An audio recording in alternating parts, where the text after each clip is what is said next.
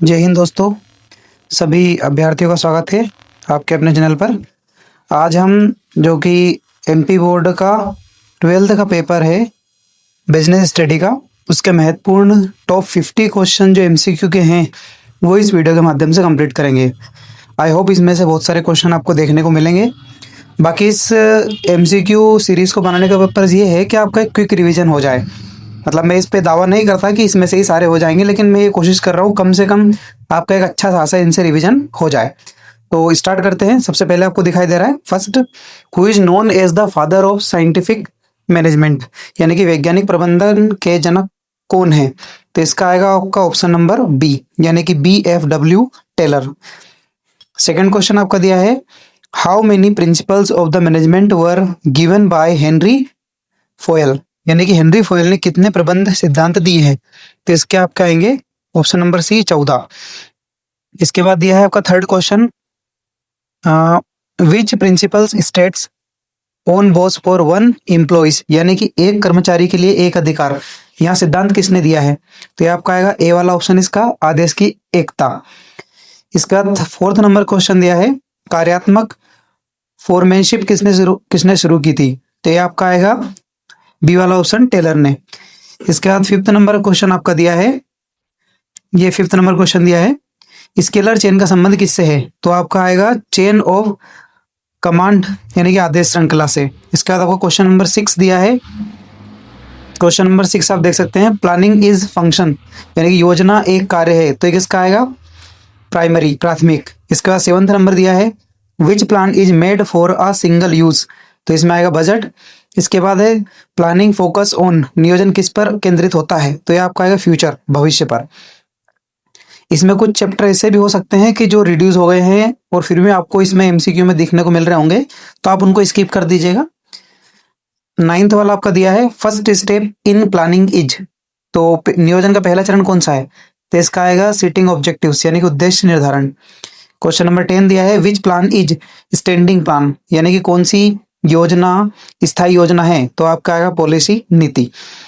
इसके बाद आपका 11 नंबर दिया है, ऑर्गेनाइजेशन इन्वॉल्व्स, यानी कि जो संगठन में सम्मिलित है। तो ऑर्गेनाइजेशन में कौन इन्वॉल्व होते हैं? तो इसका आपका आएगा ए वाला ऑप्शन, कार्य विभाजन, यानी कि डिवाइडिंग वर्क्स। इसके बाद दे रखा है 12 वाला आपका, डेलीगेशंस मीन्स, यानी कि प्रत्यायोजन का अर्थ क्या है? तो इसका आपका आएगा सी वाला ऑप्शन, यानी कि अधिकार का उत्तरदायित्व सौंपना, है ना। मैं भी एक लैंग्वेज बोल रहा हूँ, बाकी आप लोग कन्वर्ट कर लीजिए अपने अनुसार। 13 वाला दिया है, अधिकार किस दिशा में प्रभावित होता है? तो आपका आएगा ऊपर से नीचे की तरफ। इस तरह क्वेश्चन है ना, आपका जो भी पिछला पेपर हुआ है इकोनॉमिक्स का, उसमें देखने को मिले हैं। तो बिजनेस में हो सकता है कि इस तरह क्वेश्चन आपको देखने को मिले। इसके बाद आपका दिया है क्वेश्चन नंबर 14 दिया है, विकेंद्रीकरण का अर्थ क्या है? तो इसका आएगा अधिकारों का वितरण, यानी कि शेयरिंग अथॉरिटीज, है ना। इसके बाद क्वेश्चन नंबर 15 आपका दिया है, संगठन संरचना दर्शाती है। तो ये आपका आएगा अधिकारक संबंध को, यानी कि ऑथोरिटी रिलेशनशिप्स को। इसके बाद आपको क्वेश्चन नंबर 16 दे रखा है, नियुक्ति का संबंध किससे है? तो इसका आपका आंसर आएगा मानव संसाधन से। इसके बाद क्वेश्चन नंबर 17 दिया है, रिक्रूटमेंट का अर्थ क्या है? भर्ती का अर्थ क्या है? तो आएगा इसमें उम्मीदवारों को ढूंढना। इसके बाद क्वेश्चन नंबर 18 आपका दे रखा है, प्रशिक्षण बढ़ाता है। तो ये आएगा आपकी एफिशिएंसी, दक्षता को। क्वेश्चन नंबर 19 दे रखा है 19 आपका, इंडक्शन मीन्स, यानी कि अभिमुखीकरण का अर्थ क्या है? तो इसका आपका आएगा इंट्रोडक्शन ऑफ न्यूज एम्प्लॉई। इसके बाद क्वेश्चन नंबर 20 आपका दिया है, इंटरनेशनल रिक्रूटमेंट सोर्स इज, यानी कि आंतरिक भर्ती का स्रोत क्या है? तो ये आपका आएगा प्रमोशन। इसके बाद 21 वाला दिया है, डायरेक्टिंग इंक्लूड्स, डायरेक्टिंग निर्देशन में शामिल है। तो ये आएगा पर्यवेक्षक, प्रेरणा, नेतृत्व, ये सभी, ठीक है, इनको देख लीजिए आप। इसका क्वेश्चन नंबर 22 दे रखा है, मोटिवेशन इज रिलेटेड टू, प्रेरणा किससे संबंधित है?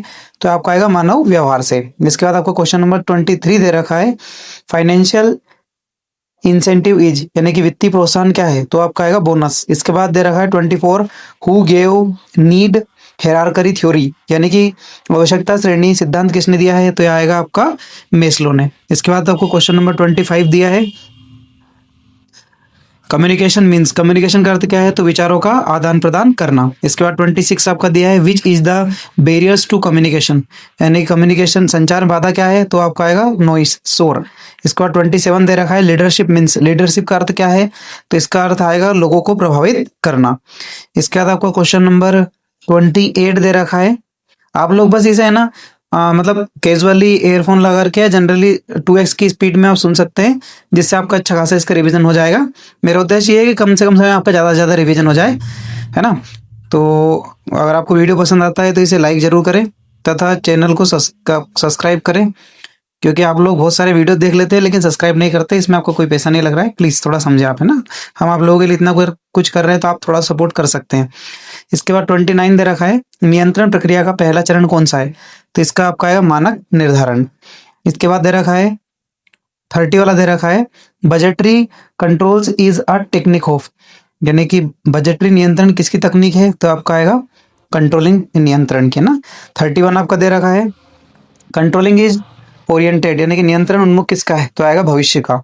इसके बाद 32 दे रखा है वित्तीय प्रबंधन, यानी कि financial management is concern with, तो इसका आपका आएगा बोथ ए और बी, यानी कौन सा आएगा आपका, ये दे रखा है धन की व्यवस्था और दूसरा आएगा धन का उपयोग, है ना। इसके बाद 33 वाला आपका ऑप्शन दे रखा है पूंजी संरचना का अर्थ है, यानी कि कैपिटल स्ट्रक्चर मींस, इसका अर्थ आएगा आपका मिक्स ऑफ डेब्ट एंड इक्विटी, यानी कि ऋण व अंश पूंजी का मिश्रण। इसके बाद आपका दे रखा है क्वेश्चन नंबर 34 दिया है working capital is required for, इसका आपका आएगा डेली ऑपरेशन, दैनिक कार्य, है ना।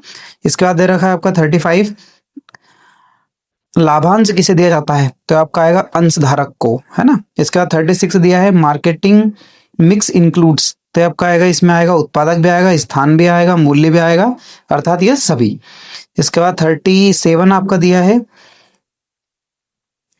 4 Ps of marketing were given bye, किसके द्वारा दिए गए हैं ये 4 Ps, तो ये आपका आएगा मैकार्थी, है ना, यानी कि MC कार्थी मीन्स, यहाँ पर पूरा अर्थ क्या लिखा है, मैकार्थी, है ना। इसके बाद दे रखा है आपका 38 वाला दिया है ब्रांडिंग मदद करती है, ब्रांडिंग पहचान है, आप जानते हो ब्रांडिंग से किसी चीज़ को हम पहचानते हैं। एडवर्टाइजमेंट इज टूल ऑफ, किसका एडवर्टाइजमेंट टूल्स है, प्रमोशन का। 40 दिया है लेबलिंग प्रोवाइड्स, यानी कि लेबलिंग प्रदान करती है, तो यह आएगा जानकारी।